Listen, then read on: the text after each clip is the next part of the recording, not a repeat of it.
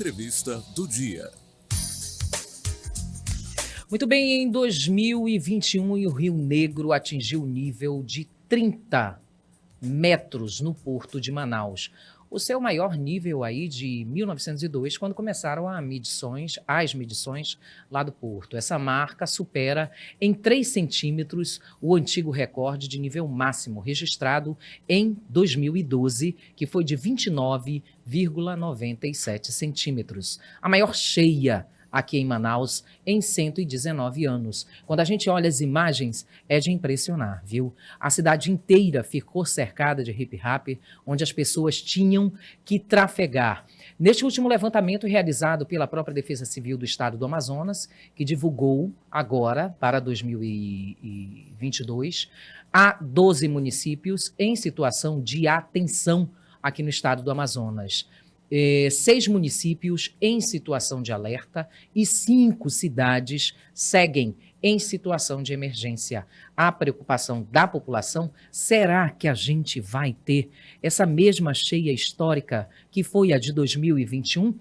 Para esclarecer este tema, a gente vai conversar com o tenente Charles Barroso, chefe do Centro de Monitoramento e Alerta da Defesa Civil daqui do estado do Amazonas. Em meio às grandes demandas, atendeu também ao nosso pedido aqui da Rádio TV Onda Digital em comentar sobre esse cenário de cheia aqui no nosso estado. O tenente, seja bem-vindo e obrigada por ter aceito o nosso convite. Bom dia, Tatiana. Em nome do secretário Márcio, nós que agradecemos a oportunidade de estar atualizando algumas informações com referência ao nível do rio em nosso estado.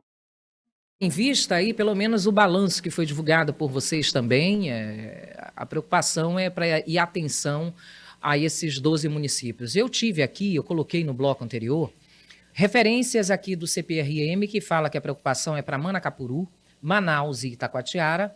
A meteorologista também, juntamente 2 meteorologistas, os 2 falaram da prevalência de 64% de chuva ainda na região do estado do Amazonas, de Roraima, também a preocupação do aumento não somente de chuva, mas claro, nessa época já aumenta o rio e a preocupação é que tenha uma enchente significativa. A gente tem que se preocupar? Sim, o que o nosso monitoramento, juntamente com essas informações que você já tem nos passado, tem nos indicado realmente que a gente deve ter uma cheia significativa. Nós não acompanhamos, não monitoramos o quanto ela vai ser, o quanto ela vai chegar no seu histórico, no seu máximo, mas sim a partir do momento em que ela já começa a transbordar. Exemplo, Manaus já atingiu a cota de transbordamento. A partir desse momento, o município ele já começa, com certeza, a atuar em ações de resposta em determinadas regiões que já estão com o nível do rio já ocupando essa área alagadícia, onde tem uma determinada população residindo. Então, aí, automaticamente, vocês vão entrar em contato, principalmente com a Prefeitura de Manaus, onde vocês já vão começar a tomar aquelas ações que, principalmente lá no Porto, né? E naquela região também, né? Em conjunto, né? A primeira resposta de um evento adverso, de um desastre, é a da Defesa Civil Municipal. E aí, nesse momento em que ela segue atuando, seja na construção de maromba, seja na retirada de famílias que estão em risco, seja na orientação de alguma medida que essa população precisa tomar, conforme essa evolução segue seu caminho gradual, e a prefeitura chegue no seu limite ali de atuação, ela decreta a situação de emergência e insere essas informações em um sistema que vai ser visto, né, pela Defesa Civil do Estado e a Defesa Civil Nacional, para que possa reconhecer esse evento e, de forma complementar, dependendo da necessidade da prefeitura, poder atuar com recurso financeiro ou com algum material de ajuda humanitária. O governo do estado já fez uma ação lá em Parintins e já desde o ano passado já começou a destinar até auxílio, a previsão de destinação de auxílio para ajuda das principais cidades atingidas, né? Eu tenho aqui um dado do CEMOA que destacou o Alto Rio Negro, o Juruá, o Purus, o Alto Madeira, o Baixo Amazonas, que são esperados o acúmulo significativo de um índice pluviométrico de até variando entre 80 e 150 milímetros. O destaque também até para 200 milímetros sobre o sul da Venezuela, que é a cabeceira do Rio Negro, e também Peru e Bolívia, que são as cabeceiras do Juruá e do Purus e Madeira. Há uma preocupação também para falar com quem está nessa região, principalmente o Exército Brasileiro que atua nessas áreas? Sim, sim. Toda vez que a gente emite esses informativos, essas previsões aí que a gente recebe de centros nacionais, a gente tem essa preocupação de fazer essa formação. Essa previsão de 7 dias, ela é de acumulado de precipitação. Esse valor, ele pode ocorrer distribuído regularmente por esses 7 dias ou especificamente cair em menos tempo, esse acumulado esperado. E aí, por se tratar de cabeceiras de rios, acaba também influenciando no nosso nível de rio nas principais cidades, nos principais municípios que a gente tem monitoramento. Panorama dos municípios, né? E para você que nos acompanha na fmondadigital.com.br, situação de atenção de 12 municípios. Não é isso, Tenente? Calha do Madeira, Humaitá e Manicoré. Calha do Alto Solimões, Tabatinga, São Paulo de Olivença, Amaturá, Santo Antônio do Içá. Do Médio Solimões, atenção para Fonte Boa. Nas calhas do Baixo Amazonas, a atenção já foi dita, que é Manacapuru. Além de lá, tem o Careiro da Várzea. Calha do Médio Amazonas, Itacoatiara, que tem uma outra preocupação, além de Parintins e já no Rio Negro, a calha de Manaus. A situação de alerta segue para 6 municípios. Na calha do Juruá, a gente tem o Itamaraty, na calha do Purus, Pauini, Lábrea e Canutama, calha do Madeira, Borba, Nova Olinda do Norte e, em situação de emergência, 5 municípios. Na calha do Juruá, Guajará, Ipixuna, Envira e Irunepé. Na do Purus, Boca do Acre. Corrigindo, Manacapuru está no Baixo Solimões, eu falei Baixo Amazonas. E os demais municípios encontram-se em situação de normalidade quanto ao nível dos rios. Ô, Tenente, as famílias já estão acostumadas aqui na região norte, a gente sabe bem disso, né? A cada 6 meses a gente tem um fenômeno de vazante, de enchente. Mas, mediante isso, o governo do estado pretende emitir algum alerta para essas comunidades? Como é que está sendo feito o trabalho mais próximo? Certo, Tatiana. Conforme você relacionou aí os municípios, esses municípios já estão cientes dessa situação adversa que está indicando tanto o monitoramento meteorológico com chuvas nas cabeceiras dessas calhas, quanto a informação do nível do rio, a parte hidrológica. Nesse sentido, os municípios, eles já devem ter suas áreas de inundação, que são consideradas áreas de risco, onde tem população residindo, e eles já estão se preparando para o enfrentamento com a evolução gradual desse nível do rio, que pode ocorrer nos próximos 15 dias, 20 dias, nessas calhas que já estão em status de alerta. Tem de fazer alguma ação também feita o próprio governador, como ele fez com Parintins, caso haja necessidade de ter uma intervenção imediata? Por ser um desastre gradual, essas informações elas vão seguir um trâmite previsto em legislação, onde as 3 esferas de governo, municipal, estadual e federal, atuam conforme essa evolução. A partir do alerta, e o município ele começa a atender, começa como é que eu posso dizer, pode executar suas ações de preparação para o desastre, ele já está investindo recursos, seja ele financeiro, seja ele de pessoas, para minimizar os efeitos desse desastre. Quando se esgota essa ação, esses recursos, ele decreta a situação de emergência e pede ajuda estadual e federal para ações complementares de resposta já ao desastre consolidado em seu município.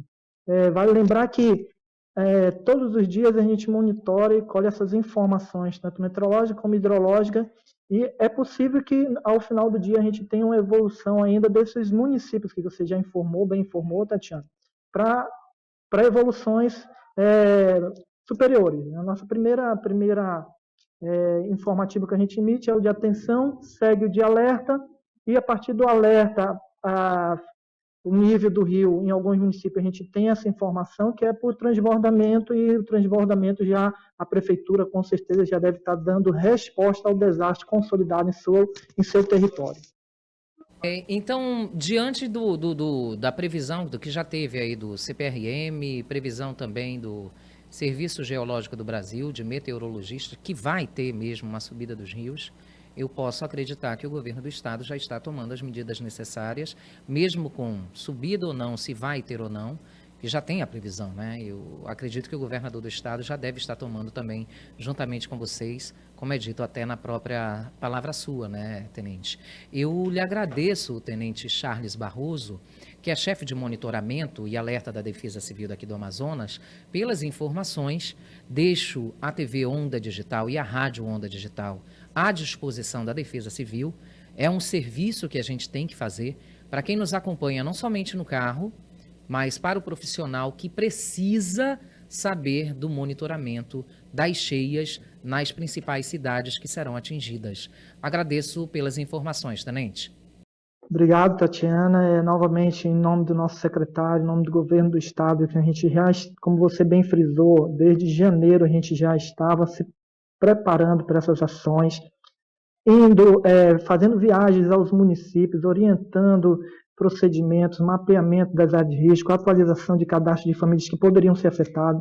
Então, na confirmação do desastre, a gente só estamos complementando as ações para atender a nossa população da melhor maneira possível, no curto prazo possível, para que ela possa sentir o mínimo do evento adverso que está ocorrendo nesse município. Novamente, fico à disposição, Tatiana, também. Nossa assessoria de comunicação, se atualizar essas informações dos municípios, deve repassar a vocês, e agradeço imensamente a oportunidade de estar atualizando essas informações para a nossa população amazonense. Obrigada. Boa tarde. Aliás, bom dia, né? Boa tarde e bom dia, né? Ela vai entrevistar um dos responsáveis que faz o monitoramento da elevação da subida do Rio Negro, né? Vamos lá com a Lia Cardoso. Lia, com você. Olá para você que acompanha a Onda Digital, muito bom dia, Tatiana, muito bom dia para você que nos acompanha. Nossa equipe de reportagem está aqui no Porto de Manaus. Infelizmente, o nosso entrevistado, que é o chefe do Porto, o chefe de segurança do Porto, não vai poder nos conceder uma entrevista. Mas nós estamos aqui com o seu Edson que já tem muito tempo de experiência, trabalhou aqui desde a época de 70, e a gente vai conversar com ele agora. Seu Edson, pelo seu tempo de experiência, vai bater o recorde do ano passado, essa cheia de 2022? Bom, o que eu posso falar para vocês é o seguinte, que a pessoa certa para falar para vocês seria o Valderino, quem é encarregado e acompanha todo esse sistema aqui das enchentes, mas infelizmente ele não está presente, ele não anda muito bem, então ele só vem quando é solicitado. E aí, mas pelo conhecimento do tempo pelo tempo de serviço que eu tive aqui, trabalhei desde 70, e aí, pelo que a gente vê no dia a dia do ano, das enchentes subindo, eu acho que não vai superar, pelo que está enchendo. Até hoje aí, ela vinha subindo bastante, mas agora ela já está mais devagar. Agora, apesar do tempo que ainda tem para subir daqui até a metade de junho, quando é uma enchente grande, ela vai até final de junho, até São Pedro, ela sempre vai até lá, São Pedro, quando é enchente grande. Agora, quando é menor, ela para antes. Mas eu acho que não vai superar. É uma expectativa que a gente tem, é que ela não vai superar a enchente, que foi a outra maior, né? Mas que vai chegar lá pertinho, vai. De acordo com informações, Tatiana, o Rio Negro ele está aí com 27,16 centímetros. Mas de acordo aqui com o seu Edson, que já trabalha há muito tempo, já conhece bastante, ele disse que a cheia de 2022 não vai superar a cheia de 2021, que teve aí a maior cheia dos últimos 100 anos. Essas foram as informações. Eu volto com você no estúdio. Tá certo, Lia Cardoso. Reiterando, 27,16 centímetros é a cota do Rio Negro hoje, nesse dia 7 de abril.